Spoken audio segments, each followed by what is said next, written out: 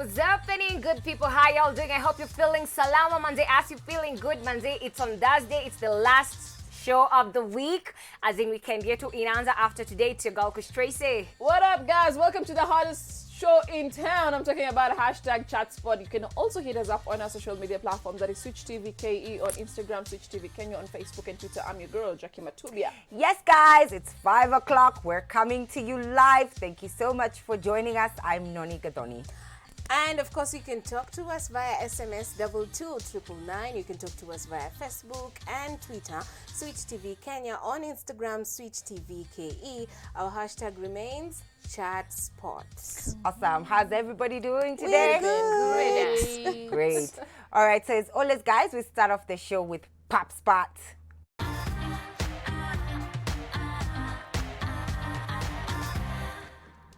So, What's poppin'? What's popping? so I know everyone, unless you're living under a rock, everyone, and maybe you don't have a phone and social media. So there's this, I don't know, it's a page or it's a group of Extendella, where he was sent a story of a 20-year-old girl who had Mr. X and Mr. Y, and she slept with Mr. X, and then Mr. Y came in, and then so they went in back and forth, and definitely Extendella asked, should we reveal the gospel artist? And so apparently, the girl said it is DK kwenye beats and Hope Kid. Nyinyi wote najua muliona hiyo story, and we can, a quick one. I don't know what to say. Scandal of the year. There's another funny thing. Yeah, this is scandal of the year because first of all, these are gospel artists. I think Hope Kid was to launch his song, I think this week. Now this is Imemblo, then it's crazy. It's crazy up to here because you know, ka story imefika hadi hapo, your parents, your pastor, your worship leader, kila mtu ameona. So I don't know what to say, guys. Yeah. They're both my friends, and it's a bit shocking because right now, of course, they're off social media, they're off their phones because you know everyone is trying to reach them and all that. I don't know. And you know, we live in a very judgmental society. Sasa watu wameenda kwa page zao, wanawatukana, wengine wanaongea juu ile kitambi vile ilizungumza, as in guys, really, I think we are too judgmental. Yeah. And you know, the funny thing is, mimi nimejiuliza, okay, we have the identity of the two. Then we should also have the identity of the this lady, girl. yeah. Because she's not Yeah. an underage. Yeah. She's 20. At 20, the choices you make, you're making those choices as, you know what you're getting into. But let me be a bad cop here. This girl comes and she says she's also a public figure. Yeah, that's what she said. Yeah, and she wants her identity hidden. But did she think of when she revealed the identity of these other two public figures, what would have done to their brand? And if she is a public figure, sorry to say, why is she saying that 20K is a lot for medication and 5K is a lot for medication? My thinking. Okay, I My think thinking. she didn't think of the repercussions. Yeah. And number one, if indeed it's true, then it's sad. Yeah. Yeah, because so many people look up to the two. That's true. But then again, as you've said, which is why, you know, when we do such stories, we're very careful to say that, you know, we would like to see both sides of it, being that before you make accusations like that, you have to have serious receipts. And That's the truth. I think that, as you said, the fact that she hid her identity, she was coming out and being like, this is how it is. But yeah, it's really a shocking story, I Because you think. never know. Maybe Personally, it's someone who's trying to Yeah, bring and them that down, happens, the two of them. That yeah. happens to artists many times. You find a girl who can actually come and ruin your career, ruin your life with something like that. So we really Ruin are your not sure. relationships. Yeah. Because DK is in a relationship DK is with a very someone. serious So, relationship. Nani. Yeah. Yeah, you Hope can Kid, I think imagine the what same. that can do. Yeah. But what I always say is we need to be very cautious about what we do as celebrities, because sometimes unajua huwezi jua shida zitatokea wapi. Pia kukosea watu sengine ndio inaweza fanya mtu akwenye hiyo romba atake kuharibu jina ya brand yako. And apart from that, I don't know what is true. I don't know whether it's the chick ama it's just a phony story which is out there. So until we know ni vitu ambazo tumesoma kwa social media. But anyway, to everyone else out there, you need to be very cautious about what you put out, what you say, because at the end of the day, I believe this is going to have a repercussion. Also, I have something to tell Extendella. Before you publish something out there, make sure you have proper receipts. She would have asked for this girl, bring hospital receipts to see for real you are infected with A, B, C, D, E, F, G, H. Because at the end of the day, this is someone. And These are then people brands. when you decide to sleep with someone, sleep with them peacefully. Oh, you are not enjoy your time. you are not put for a gun on your head. Sleep, Yeah. sleep, Waki, sleep. Sleep.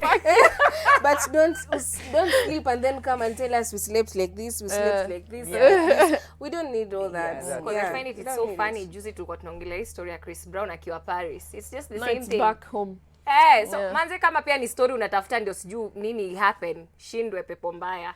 But Yes, anyway. moving on to some exciting news. So you all know Stella wa Mwangi, yeah, and she is making our country proud. So apparently, first of all, let me start with the recent one. She became, now she's she's in a Norway station where she's doing a cookery show.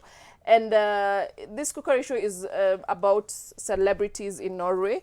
And how about her being a celebrity in Kenya and in Norway? Kudos. And also, did you guys know that The Rock, the one and only The Rock, featured in one of, actually he took a line in her song and he sang it, and that was amazing. Yeah, she's really doing great things up there, yeah. I really like her. I like her so much. I think she's amazing, and the fact that she really is representing us, you know, on another scale Yeah. altogether. She's amazing. All right, then I'll also give you guys a story of Miss Tanasha. Oh gosh, who we talk about so often, Maskini. So yes, I'm sure you talked about her this week. So much. Right. So Tanasha recently, you know, I think because of the fact that she's currently dating Diamond, she's just, I mean, she's, you know, she's being scrutinized a lot for everything that she does. And she attended a function in Dar es Salaam this weekend with her boo, Diamond, and her left boob was exposed. So yeah, you know, a lot of people had comments about that. And then again, also the way her boobs ran and all of that. I mean, just Did to they the run? yeah, to the floor, They were like according this. to what people say. But that not being the case, I think she just went ahead and said that, in fact, this was her exact comment. She said, oh wow, she's like, these twins drive him crazy. I wish you knew. Which is true. At the end of the day, I think Diamond is the one who is enjoying the assets. It's so okay, enjoy your I mean, boobs. you know what? We are sorry. He's not complaining. Actually, I People think, are comparing to Zari. They were Yeah. saying, And you you know know, what Zari Zari amepata did? watoto watano. do you know what Zari did? What did she? hit back in a, you know, in a cool way. She said, my shoes are either too big to fit or too small to fit, something like that. So we enjoy your assets. Kila Yes. mtu ana zake ama vipi? But Kila mtu na honestly, assets as zake. yani unajua, it's so funny the way people are always very keen on like celebs, like ile unataka tu amekosea wapi because you just want to troll them. No, it's Tanasha, good, waambie ni zako na ni zako and you're proud of them. Mtu asika kushow anything. No, I agree with that. You see, like now, the day, for example, she went to Diamond as well, and people said, oh, she was wearing pants, she should have worn a dress. If she was in a dress, people would have said she should have worn pants. I really feel that right now she's being scrutinized for everything. And yeah, this was just one of them, because I think I've seen worse in terms of, you know. And you know she's being compared to all his exes. Yes. Mpaka Yeah. 2007. But anyway, she knows what she got herself into when she got to that position Yeah, it and comes decided with to a lot. expose their relationship. But don't let it get into your skin, girl. You do you. We are Yeah. Kenyans. Kabisa. You're strong. Now, let's go to Kiambu. This is a very sad story, by the way. It's a story that has affected me since day one. So let me say this. On Saturday, I saw a friend on Facebook. She did a post and she said, my friend has passed. She was carjacked. And then, you know, she was carjacked and then killed. So nikaenda kwa Facebook, nikaangalia. I saw the lady. She's a beautiful lady, and I started scrolling. You see, curiosity. And I was looking at her photos. I even told my partner, and I was like, hey, angalia demaki amekuwa carjacked na kauliwa. Why would you carjack someone and kill them? Because that is how it came out as a carjacking story. So on Monday, the story changes, and apparently this woman was killed. And she was killed by people she knew. It's alleged. We don't have all the receipts. This is a matter that is in court. So it's alleged that the husband, Joseph Corey, and Judy Wangui, the Mpango wa Kando, were involved in the murder. So Mary Wangui Kamangara is a kawaida woman, a businesswoman. She owns a hardware. She's a woman who has 2 amazing kids. One of the babies just joined grade 1. She's a woman who loves, lives large, and she loves traveling. And when you go through her social media, you can tell that she's a woman of means, So she's married to Joseph Corey. They live in Garden Estate. And apparently, Joseph Corey has a Mpangwa Kando who lives in Four Ways Junction. If you guys are familiar, I'm not With very the familiar with the proximity, area, yeah. but It's I hear very it's close. 5 kilometers. Yeah, it's very close. The homes are 5 kilometers apart. So the Mpangwa Kando goes to the home of this guy. Kumbe, she used to work for them kitambo. So she goes to the home and then she finds the kid there. Anamwambia, dadi yuko, mwambie ni auntie wa dadi. So this woman is at home. Auntie wa dadi ni nani? Hey, curiosity. Akatoka kufika anaona ni Mpangwa Kando. And they went, apparently, I don't know how they found themselves eating together. That part I haven't understood yet. So they went for lunch, they had drinks, nyamchom kiasi. Now, this lady was suspecting they were having an affair. So, I think alimbembeleza akaenda kwa nyumba ya Mpangwa Kando. Kufika, apparently she finds the husband there. And the photos of the husband are plastered all over the wall. Now, of course, hata wewe sikina umana. Ngumi. Apparently, wakapigana and it resulted into her death. So what did they do next? It's alleged that they wrapped her in sheets, put her in a sack, threw her body in the dam. Now, this is the part of the story that I don't get. This man and this Mpangwa Kando was showing their affair on Facebook. And I don't know how the woman, if she knew, then she's a very strong woman. I don't know how it didn't get to her, because this chick was posting photos all over social media. Mbaka, you can see one of the photos, it's like she's insinuating she's paged and saying, Mimi ni Mrs. Corey, all this. And I was really, maybe the wife knew, but she was not sure. When you look at this family, sorry, it's going to drag because it's really a deep story. They're a family that look like they have it all together. They spent their holiday in Malaysia, and then they went to UAE. I mean, this is a family that looks like they have it all, but they don't. So it's very sad. The lady has passed away. She has left 2 kids. The husband now is in custody for 14 days together with Mpangwa Kando because the police are still investigating. And there you have it. Apparently he was paying rent for the chick, 60,000 K. Okay. First there's love triangle situations, because that's what many of them happen to be, have become so common that it's not a joke anymore. Like on the real, this is so serious. It's touching so close to home. And I think I don't even know how to comment on a situation like this, because as you said, we don't have the full details, but the details we do have are just shocking. You're like, really and honestly, I mean, ending somebody's life courtesy of these things. Somebody said it today, it's like, our society, we started to accept this thing of Mpangwa Kando, true. But then again, we need to look at how it's working, because then, this is a problem. If then you have this situation and you feel you need to take out your wife or you understand what I mean? There's a problem, there's a way that it's not working, and this is not the first time we're hearing about it, so I'm so sad to hear this story once again. But I think ni kitu sushi nanga tukiinsinuate when you are in such a situation, because apart from our maybe they're an elderly couple, right? We've had so many youngings when imekuwa the same situation, someone was killed by the boyfriend, someone was killed by the girlfriend, right? At the end of the day, if you know something is happening, you need to tell someone who's close to you. Tuma hata kama ni in form of text, because there has to be evidence. Text ama WhatsApp, I'm going to a certain place. By the way, this nini akona affair na nani na. Unajua, ambia watu where you're going to. Sasa unaona ameenda kwa nyumba ya Mpangwa Kando. It's like she already knew huyu ni Mpangwa Kando. But if you don't tell someone, kitu kifanyika, unajua ingekuwa shatuma, yes, I was here. Na already this person is sleeping with my hubby, ingekuwa a whole different situation. But still bado, I don't know why women are accepting to inaitwaje kubebwa kimalamala. As much as inakuanga ni hard kumove uende start over, ama you just do you with your kids or whatever. You don't need to stay mali mtu anakutreat as like anakumistreat, like anakutreat ni kama you don't exist to a point yenye anaweza shwako na mtu mwingine, but you're just that unajifanya mimi ndio ule mtu mzuri sijui nini. Walk, tembea, go and start afresh, manzi. Billions of people in this world, you'll meet someone else. You don't have to stay there. Sasa ona kama umama ndio huyo. Very sad. Gone. Kids. Hey. For me is about men. Yeah.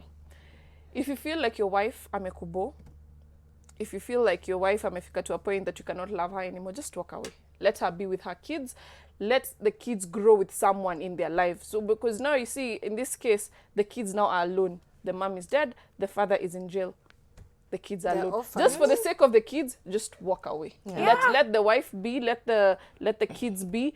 You go do your thing. But let me tell you, unarudingi tu nyumbani. But you go do your thing. No, it's true. But Yeah, don't that's what I'm settle for saying. that. Tafadhali tembe, let them go. Let Yeah, if it's some- 2019 tulisema, 2019 watu tembe. watembe. Walk please. Do not lose your life over small things. Eh? Yeah, that's Watu true. billions of people kwa hii dunia. Si ati utakufa ukiwa peke yako. You'll still live And by the way, you can even stay celibate. Hautaoza. and be happy. Okay, then I'll take you guys to the next story, which is about Abel Mutua, who, as you guys know, number one, he owns Affiliate Productions, and he's also the mind behind some amazing productions like Housewives of Congress, as well as Hapakule News. He talked about how he, for years, had been, working crazy. It had been a constant grind, and so he said for 4 years he was constantly working. So it reached a point where he actually collapsed from exhaustion.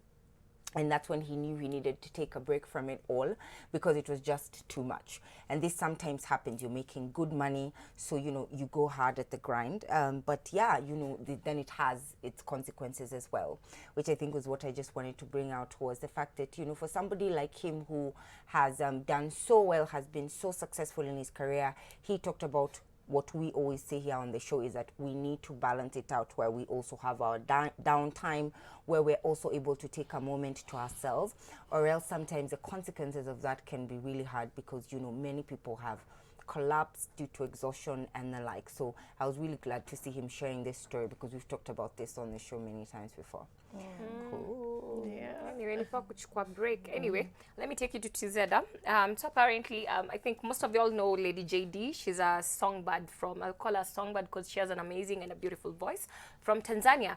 So recently she went on social media and she posted a picture. Apparently alikuwa amevalia nguo see me through, and fans came, they went ham. They were like, we are used to you being decent in your videos. You're always decent. You never put on revealing clothes. So people had mixed reactions. Definitely kuna team afisi ambao walikuwa wako wana support the way, because she was looking hot.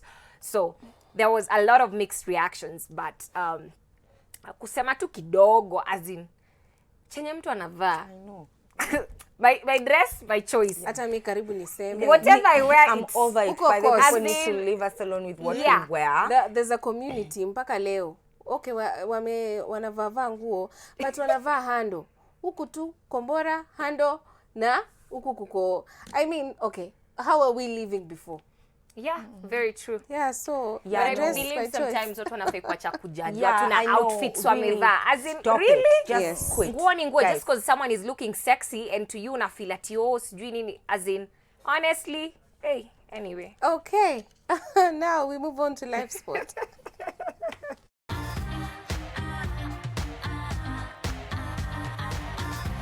Yes, so we were talking about Abel Mutua, na amesema ni vizuri saa ingine you take time off from work, because work is something else. You can actually get depressed by work. But now we're discussing separating work and personal life.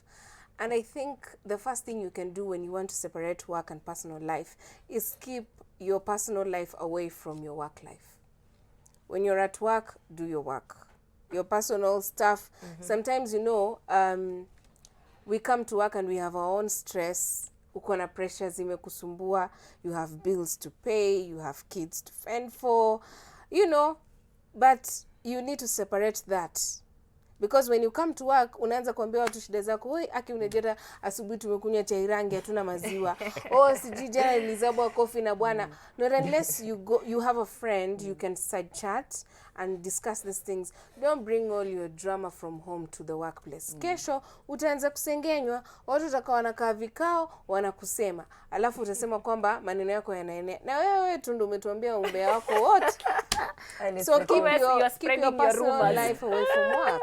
Yeah, and you know, you can also develop relationship outside work. As in, it doesn't mean that because we work Monday to Thursday together, that's the people I need to carry on home, and then I carry on tomorrow morning. But you can have friends at work who can, you know, there are those people who wanna rub each other off, and hey, I can hang out with you outside work. But if it's outside work, let's do things that are not work related. Yeah, let's go have fun. Sasa kuniambia ati, oh Jackie, by the way unajua mama, no, don't come talking about work. And you know, sometimes we value our work. Yes, it's what put the food on the table every single day, but at the same time, we are also humans. We also need some time off. When you become a workaholic, sometimes you wake up, realize 10 years I've been doing this 10 years. Zimeisha, what have I done? I don't have this, I don't have that, my friends are, just because you just didn't spare 20 minutes, 1 hour outside your busy work. It's not a punishment. It's a daily thing that we need to do, but sometimes we are also humans. We need to relax. We need to relax our minds, yeah. And also something else which is, I think, of much importance, we need to also consider the fact that ukikuja job, unajua temeka kuingia kazi na kutoka kazi, if you can try and make it a routine, like unajua hii ndio time naingianga, hii ndio time natoka, not unless like ni kitu yenye imekufanya like you overstay, but don't like eka your pressure ya you overstaying at work, you want you to do kazi ya kesho unaanza kuifanya leo. Unajua, take time, ingia kazi, maliza job yako, time ya kwenda home, toka, enda nyumbani, go relax, come back the next day, fanya kazi hiyo siku, instead of kujeka venye umesema pressure. Usijitie pressure Babu yako bwana. Utakufa na utaacha tu hapo kazi. So you better take care of yourself. No, that's so true. And I think, as you said, it's something you just have to learn. Like, you spend a lot of time together at work, but what then happens when you don't extend that outside of work? When you do come to work, you know, like now, if I was with you guys yesterday evening, I wouldn't be excited to see you today. Yeah. So it's like, you know, there's that excitement of, you know, when you go to work, you see your colleagues, it's a different thing altogether. So I agree with that, and separating those two lives is just so important, because a lot of people have gotten into trouble at work because of bringing their personal life in, or vice versa. Yeah. You go out with workmates, you do things, you misbehave out there, it comes back and it bites you in the back, you know. But if you separate those two things, it has a tendency to work much better for you, and you're able to balance out your life a lot better. And I think when you speak about separating the two, it goes and it shows through social media, because there are things we post in our work page. For instance, people like us, you'll find that you have a personal account. Yeah, watu wa chache to your family and friends on Facebook or Instagram, and then you have the main account where you just post stuff about work. It's very important to separate the two, because your opinions also matter. You could post an opinion about something and it can blow out of proportion because you have used your social media account, you know. That's true. So it's very important to be I really hope that we were able to learn something from this topic, because I think it was a really good one for us to discuss. And we're going to take a short commercial break now, but don't go too far. Our guest is in studio. We'll be right back.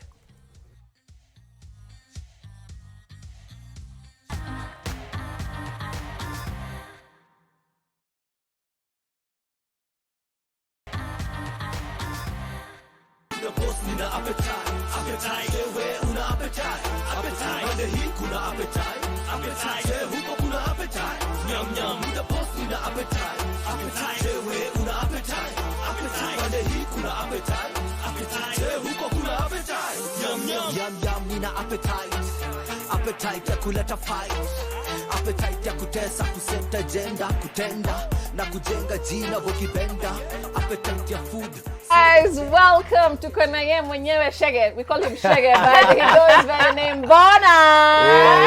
Bogi Yogi. Hey, karibu sana. Asante Jackie. Yeah, karibu. Kwa kukuona ukiwa kazini, mpata naye home. Mkoma neighbors. Kitu kaa hiyo. Kitu kaa hiyo.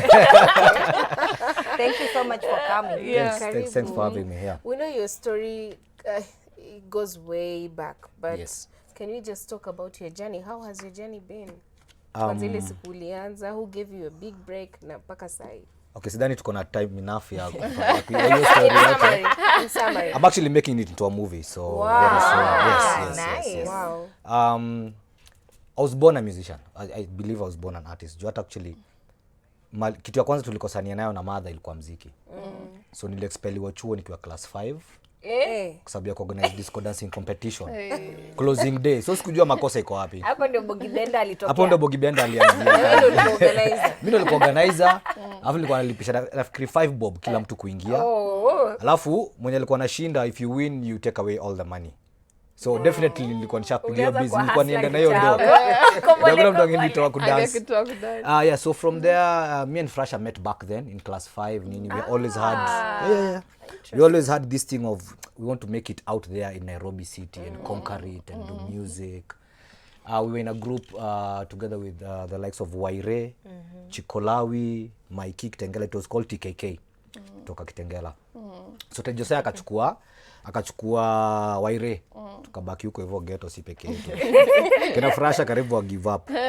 So encourage. So me and Frasha went to college after that later. But we kept recording. Yeah? We kept recording demos. And then somehow we met Nonini in a pub in Tao. So he was like, he asked someone, hey, who are those crazy guys? Because we never sat down. So tulikuwa na tuna make sure DJ ameweka ngoma yetu. Who actually DJ Nijo na kina Space. Wameweka ngoma zetu, tunazidance. After and down tumefurahi. So Nonini noticed that and he was like, who are those guys? So from there we met Nonini, did Silazima became a big tune, bigger than us. Tukaanza kuitwa wale vijana wa Nonini. So yeah, the rest is history. So later Msioka signed us up. We did our first album Wagenge Hao, and that's hapo ndo kuko na zile mahits kina Kare, Shoto Kulia nini. That's awesome. Yeah. And so, I mean, you know, we've known you guys as P Unit, but I also see these days you guys are doing, you know, your own things. Yep. Let's talk about that. Let's talk about how P Unit is doing together, and individually how you guys are doing, what you guys are up to, and all of that. Okay. Back in 2015, P Unit Kenya Limited, which has directors namely Gabriel, Francis, and Boniface, sat down and decided that, one of the directors decided, I want to do a solo project. I was against the idea, definitely. So when the other director supported the idea, I was left alone when it comes to voting. And the reason I was against the idea is because I don't believe how you can create a brand or, you know, like pose a brand that has been there for almost 20 years and you've worked on, and then start working on individual brands. Even today, as we continue working as individual artists, there's no one time Frasha will be bigger than P Unit, or Bona will be bigger than P Unit, or Gabu, or vice versa. But that said, it was a good chance for me to actually get off the scene and look at the scene from outside. Kama raia, nini na miss kwa game, nani anafanya nini haifai. So the same time, Msioka contacted me. Msioka is I think he's my best friend, I believe so. He's the godfather to my kids. Yeye ndio alinisimamia harusi na hizo vitu zote. So tumetoka fana So akanipigia, nilikuwa London, akanipigia akaniambia, ni aje? Hii kitu ya Decimo nataka tufanye na wetu ndio unaweza kuwa partner wangu. So you offered shares at Decimo Records. That was my Christmas present. Awesome. If it's Eric Msioka, so you can't say no. He's the best producer in this, I believe, in Africa and beyond. So yeah, so now we are at, as much as P Unit work is going on, so there's a lot of vibe out here. P Unit or my breakup.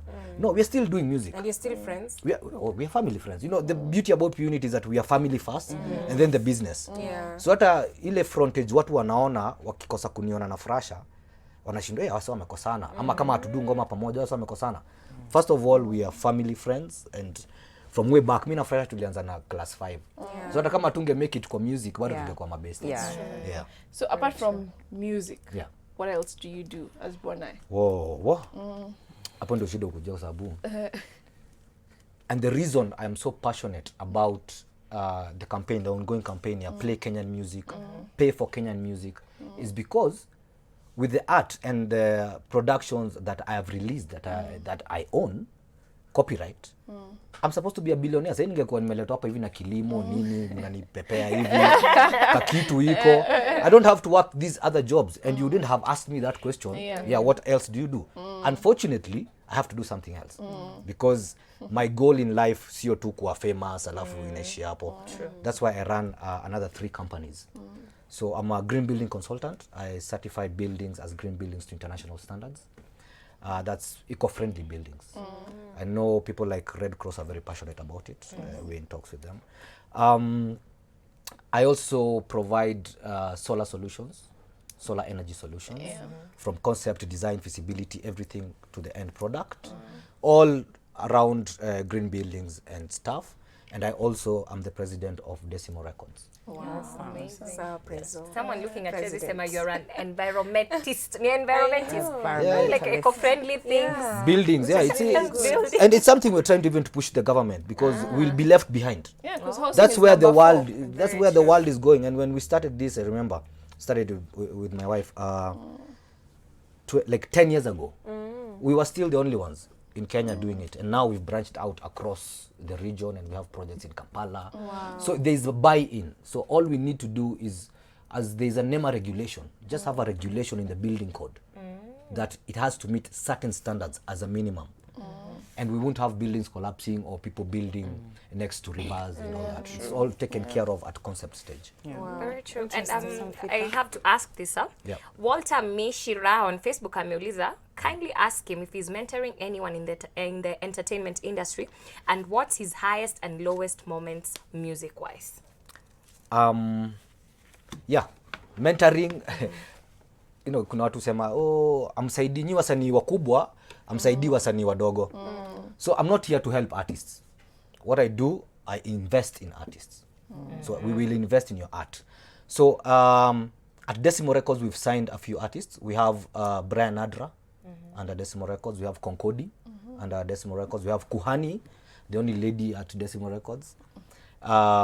We've just released a compilation album, Decimator Volume 1, which is available everywhere, iTunes, everywhere across all the distribution platforms.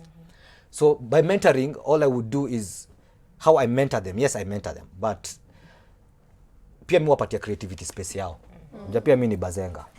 Kuna shenga watu hii wanaongea muziki. So but mentoring them in the sense that music is a business. And you know, you need to usichanganyishwe na fame ati haya mademo wameweza kupea attention, utupe mbao, sijui nini. Ukwe superstar ingie kwa kichwa. Kuna ile long term goal. How unataka kuacha legacy gani wewe kama artist. So I try to direct them that way. And so far they are listening, Concodi na Brian. Wako sawa, and I believe that's the next generation of the biggest artists in this country. Amazing. And your highest and lowest points in your musical career? Music is emotional, because you know this. I know fan ameuliza unajua lazima nipitishe hii message straight. Ni kadhaa. So kuna vitu zingine ubomutu. Kama for example, I didn't want to dwell on this story. There was an article in one of the published newspapers. I think 2-3 days ago.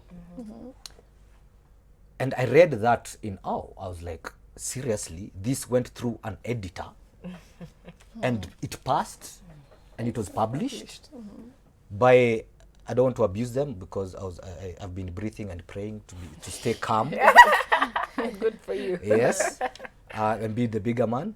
But professionalism is key. So when it lacks, and I'm trying to push myself as a professional, and it lacks, an article like that, as much as it's BS, shouldn't have seen print.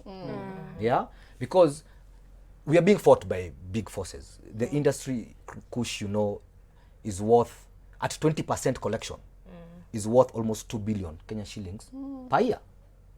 20% collection. So there are guys and business people and politicians behind when you wanna cooler through briefcase companies na nini, cartels. So when you start making noise, there'll always be a fight. Kuna mtu atashika yako karaita akanaga do kanataka katateia kadunge 20,000 kambia andika hii story tunyamazi tuone kama tutaogopesha huyu. But no, we are going to stay relentless. Yeah. Kama Mr. Kula pesa ya muziki vile inafaa, wale wasanii nimesign watakula, and my sons and kids will actually enjoy the fruits of that. Amazing.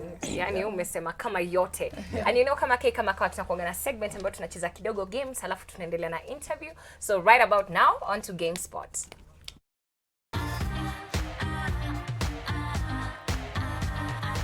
Games ni gani? Games ni easy. Hata kwambia games leo umesema unajua na Jackie Hope anafundishanga kuact. Because today we are going to be playing charades.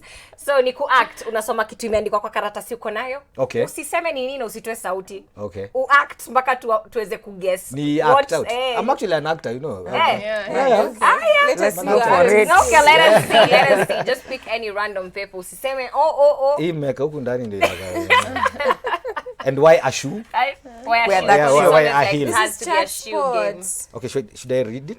No, To just yourself. put how many To papers myself. are here? Okay, Noni. Ladies. Okay, this shoe now. Mwenyewe anione kando tafadhali. Bonai. Let us see where When those I go acting- first? Why not Jackie? Siwe ndo mgeni. So I have to like all because I have Just 3. act it out. No, I you have start to- with one, acha hata nikuongezea Just pick yangu. one. by the Choose way. one. Kwa nini uniongezea yako? Because you gotta act today, you know. So act 1. Okay. Lion. Angry. Row. Lioness. Gorilla. Attack. What attacks? Lion attack. No, it's not only a lion that attacks. Tiger. No. Gorilla Cheetah. attack. No. Attack Snake. mode. Ay, snake really Nzula, really. Cat fight. Cat fight. Oh no, you're losing it.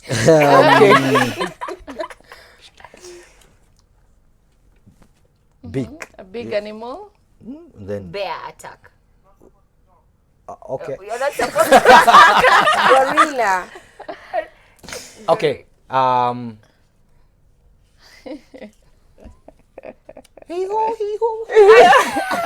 Hivyo ni nini? Horse. Farasi. Horse. Punda. Donkey. Baden. Beast of Yeah, Baden. beast. Really? Yeah. Beast. Beast. Beast Imebidi ya- niende mpaka kwa beast of Baden. Jesus. Wewe unajua tu Simba ndio. Simba mla watu. Hebu acting ile. Aya. Eh. Ai, wacha nichukue hii rahisi. Nikaa tunaweza lala hapa juu nzuri. Aya. Sleeping pills. Sleeping pills. Shiba. Overfed. Okay. Sleeping pills. Si rahisi venye Wait. umesikia. Knockout. Si rahisi by the way. Hiyo ni Piriton. You know. Unamwona tumbo na. Coffee. Tea. Poison. Poison. Noni leo korada.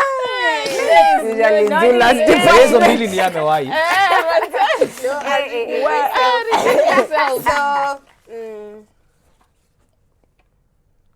Crown. Veil. Graduating. Yeah, that Ile looks like kofia. Yeah, that looks Graduate. like graduating. a veil. Hapana, sio. Inaitwa Nio. nini? yeah. but you miss Graduating. graduating from college. Oh. Kwenda Oh. graduate college ama University. Na wewe Si ndio unapata graduate. watoto wa primary Yes! wanavaa hizo kofia They na- have. Hizo wanajichocha Like a sana. Kwanza hiyo graduation. sijui watoto wanasoma mnawavalisha Ati graduation. wana graduate. Wacheni graduation ikuwe ile raha ilikuwa nayo mtu akiachieve. Haya, sawa. Aha. Konkodi. Tout. Ah, Makanga. matatu. Oh yes, I told you. Noni, are you going hebu to tuone act? acting skills. And you? Yako hapa wewe. Hey, mine are hard. Nimeshia Patia Bogi kushi Bele yake kwa pia. tuatie sana. Mine are hard. Okay. Let me try the easiest one. So, achoo, achoo. Freezing. Cold. A cold. A flu. Freezing. Goosebumps. Allergies. Allergies. When you can't act. Well, I always say you cannot have everything. Thank you very much. Aya. Okay, let me do one. Salon. Grooming. Straightening. Yeah, Grooming. wig. Yeah. Wig. Yo singejua mimi. Shinda hapo. Haya. Oh, ni mimi tena? Oh, wow. Tunaweza cheza ka game Sasa yenye nilikuwa nimeacha ndio imeingia. Haya, hii itakuwa rahisi. Divorce. Okay, before you. Marriage. To make a very fast divorce. Wedding. Wedding ring. Ring. Dumped. Marriage. Cheating. You on the Separation. Husband. Ati umesema nini ndo tutry kuguess within that line? Dumped. Married. Engaged. No, mtu engejiwa hivi. So kuna watu some of us. Okay, clearly. Okay. Just God. tell us Yani, that one. honestly, nani ring. Ring kwa ni umesha Ama nyingine. okay. A lady. Single. Ngoja. A lady. Single. Wait, huyu. A lady. Hebu fanya hivyo tena na Widowed. mkono. Widowed. Dead.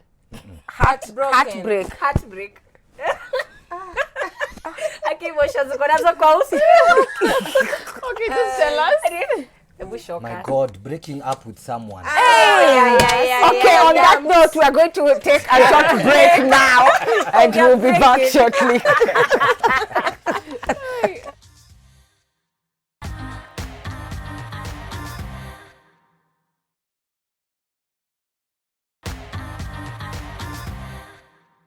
Oh yes, welcome back to Chat Spot, and Bona is in studio Na mayenks. kabisa. Bona, tulikuwa tunashindwa kugrasp whatever you were saying kwa sababu umevaa shades. Hebu unaweza tu, I think hizo shades zinatu affect. Wewe na nani? Unaweza zitoa please. Kwa nini? Nikitoa shades na kwa Boniface Shege. Hakuna, toa tu. Watu wanalia. Acha zoe. Aya. Alafu hapa kuna mtu ananifurahisha. Maggie Ben Nyiha. Umuuliza what drives him to be there? Where is there? There is where. Drives me to be there. Kasi leo nimejidrive. Nikakuja hapa studio. Ama namaanisha. I mean he means or she means where you are in life. With whatever Where am I in life? projects What you're drives doing. you? Oh, what motivates me vitu kama hizo. Wanze. Mi motivation yangu ya kwanza inakuwaga poverty. Hiyo ni interesting. Juu I've been there, I know how it feels, nini. So kwanza bora tuna make do. Wachana na story mingi. Bora tuna make do. Tutaenda huko.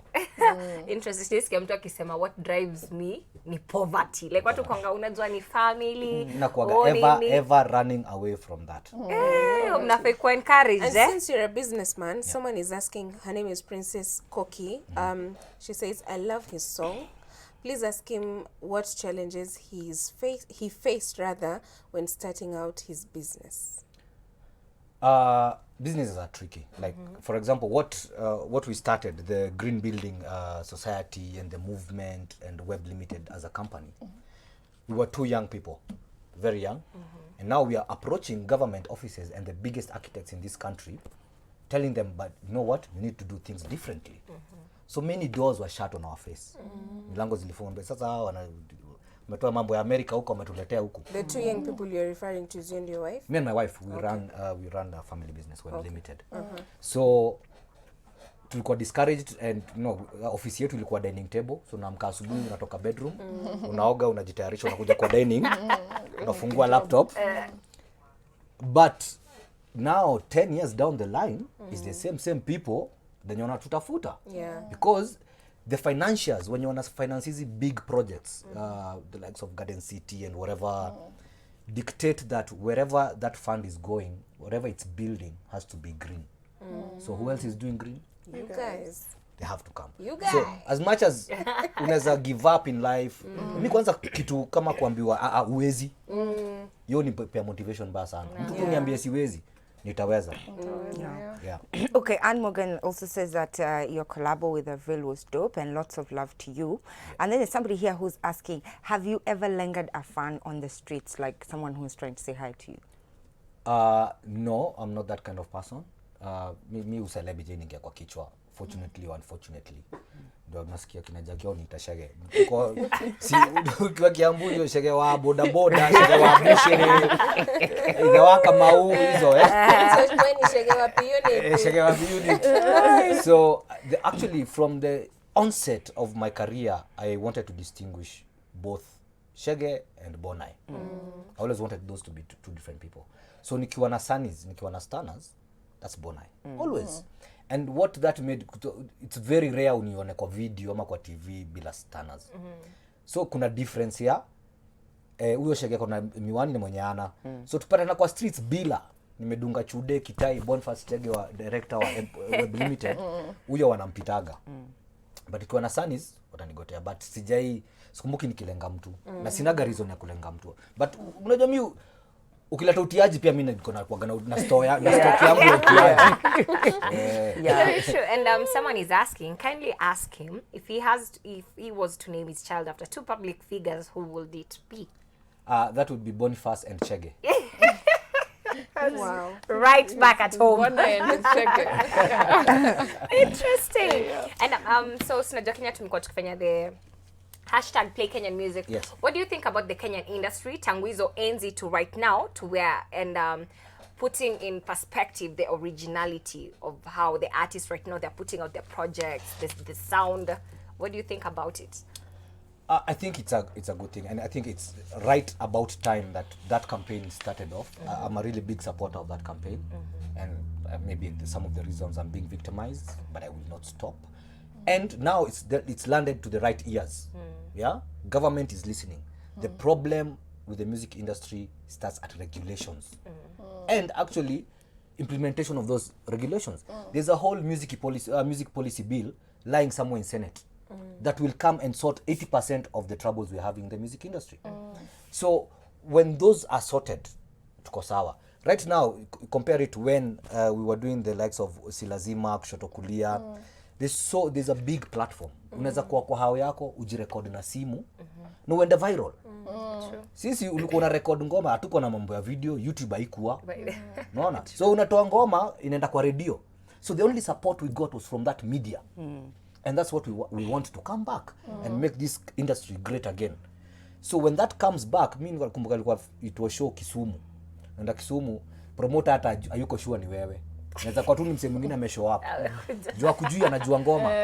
Unaona? So as long as the media come together and broadcasters especially, and it's very unfortunate I have to say this, that the biggest share, the guys who are holding the biggest cake of royalties are broadcasters.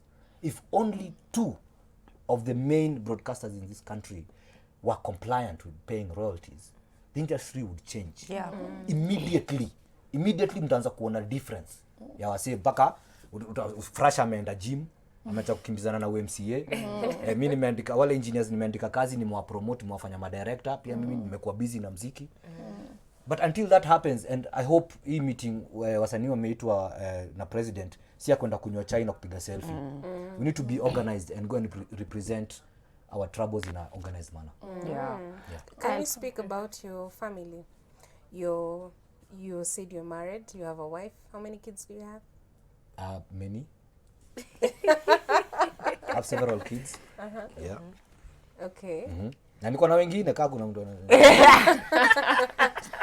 Okay, now your wife, it's not very easy if you're not in the music industry or you're a public figure, for you to handle it, to handle all these scandals that come with artists, na kuona ukidance kwa video na warembo. How has it been for you? I mean, I'm just... nimekumbuka juzi actually wife alileta noma, aliambia baba Kamau unashikashikwa sana kwa video ya miae. So kuna kuangana noma. Si noma. Okay, actually the reason I think I'm still married to that woman is she loves and believes in what I believe in and what I do. She's my number 1 supporter. And musema in marriage naona pia umeolewa Nzula. Si ndio? In marriage, as long as nyinyi mabeste kwanza, ita work. Sababu kila mtu waga na faults zake nini, na I'll take advantage of your better half and stuff. It will work. Mimi nikioa actually 6 years ago, so alikuwa nastuka bona ile mmoja. Bona mmoja ule kijana mzuri. Bad boy. But no, here I am now enjoying my family, na kunaga kitu satisfying kama kupaka gari, nimetoka job, nifungue mlango hivi, watu watoke kwa hawa kikimbia kuja nipige hug. Wengi. Hiyo ndio star. And I just have to ask this, unajua definitely kuna pale WhatsApp kuna mali tunapatanga anything yenye inatokea, and then there's this Kanyuka wave. kawatoi. Siwezi sema ni watu wamekuwa kwa industry, but ile yenye sijui nani aliwa feed that they have to do some, let me just say ratchet, because whatever is coming out, like it's not decent. Ni vitu kiangalia at their age, yani it's just the wrong way. What will you tell them? Because as much as they want the fame and they're trying to look for that hit, you know, as in because you've been in the industry for a long while, is this something they should be doing, ama they should sit down and redirect their energy in that and input in the music to do something more constructive rather than vitu zinapoteza the other people, the other young ones. Acha niseme hivyo. You know, I can't say the names, but Okay, you know the videos I'm talking about. kama gani? Kuna ile alafu kuna ingine, there was a lot of the video they've shot with a lot of I think kwa isho siongea tunasemaga a lot of nini za condoms, yani wasichana wako hapo, as in videos kuna nini mob, as in wamejiekelea hivi hizo rapa za whatever. Wow. Yeah, sijaona. Yeah, that's what I'm saying. Hata mpaka zilikuwa kwa gazeti, Kushi lazima patane nazo zile magrupu yuko za wasanii. As in I saw it and I was like, honestly, hata kama ni kutafuta ile inaitwaje kutrend, like I think our young wanaenda too far. It's okay. Okay. I'm not judgmental. I do not judge, especially art. I always stay away from judging art. Kuna mse aliongea kwa TV juzi nani, actually hivyo tu, the same thing nilikuwa nafikiria, like by the time kina Nonini walikuwa wanafanya we kamu, niko kwa shower, mama mboga, kuta vitu. Those are the lambalolos of those days. Yeah? And the same people that are judging these kids now are the same guys who were jumping around to those songs. But those lambalolos were kind of decent. Yeah, now that's what I'm saying. Was decent. That's what I'm saying. No, what I'm saying is there is a difference between ratchetness and indecency. You can be ratchet in a quality way, because people like being ratchet. Exactly, that's what I'm talking about. Unaweza pata escape yangu ni kuwa ratchet. Nenda na kuwa ratchet dakika 2-3 alafu narudi normal. But si lazima ikuwe indecent ati kitu. Sasa wazazi, mother aliwaga na shida na mimi kufanya muziki. Mpaka waleo niambia, Shege, mpaka ile siku utafanyia God kangoma kamoja of which nashughulikia, ndakubali hustle yako yenyewe imebarikiwa. Sawa. As much as umeenda uko na familia yako, umejiset up, uko fiti, bado yeye unaona kuna vitu kama kuniona kwa video na madem bado msumbua. But kama mother ama mzazi, that's normal. Yeah? Especially your generation yenye waelewi. So I'd like to tell these guys, yeah? Do your thing, but don't do it for the gram. Watu wanafanya hizi vitu juu ya likes. Yes, and yes, exactly. Likes. Unapata you're not doing it for the music business. How long is your ngoma iko na shelf life ya how long? After one, sasa watu wanasikiza si lazima. Watu wanasikiza kare, bado zinachezwa kwa club. Itafika time hiyo ngoma umetoa tu ndio uko famous hapa kwa mtaa na kwa social media, haiko anywhere. So ulikuwa famous but you have nothing to show for it. Okay, Bonai, so thank you so much for coming. We're going to thank you so much. You've been such an amazing guest. We have a special request that you finish our show for us today with some freestyle. So guys, let me just wrap up. Catch us on Monday. We're going to hand it over to Bonai, who's going to take us in to our break for the weekend. And we have 1 minute left. Let's go. Nilikaonanga tangu kakiwa kadogo, kaliacha lamba shuge sasa kana lamba. Katoto ni katundu kanapendaga viboko, katoto kagorofi kanapendaga muhogo, ni kungori tuko jamming, sweet sexy loving, that good loving baby come my way, when you're lonely bogi benda be your company, kanapenda ra, njaro za master, bling bling mama, kanapenda chapa, bad girl kwa mitaa yani vile inafa, luku mbaya mbaya yani vile kanava, kila siku na kahala baby niko njaa.